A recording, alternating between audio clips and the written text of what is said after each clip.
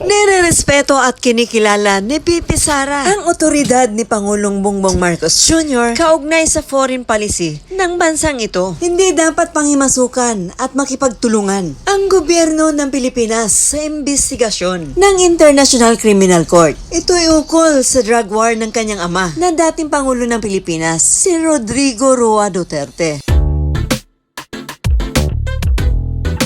Ito ay ipinahayag pagkatapos mag-anunsyo ni Pangulong Bongbong Marcos Jr. Pinag-aaralan ng gobyerno ang posibleng pagbabalik ng bansa sa ICC.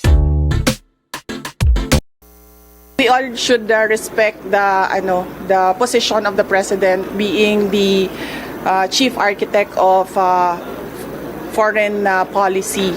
So yun po lahat na dapat na posisyon nating lahat. Pero we will continue to reach out to the Department of Justice regarding our position on this matter. We will lay down the legal basis of our position with the DOJ.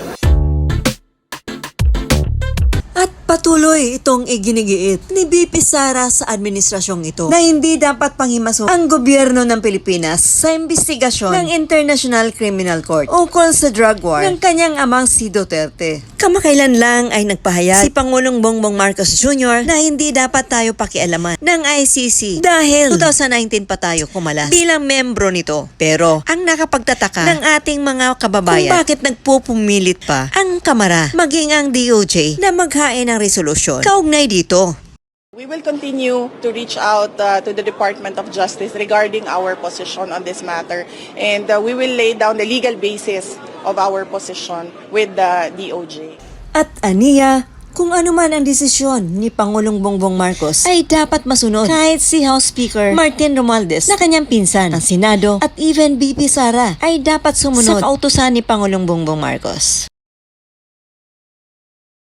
Nag-uulat, what's new? Sa hindi pa nakapag-subscribe, follow, and share, huwag niyong kalimutan na tangkilikin upang patuloy na makapaghatid ako ng magandang balita.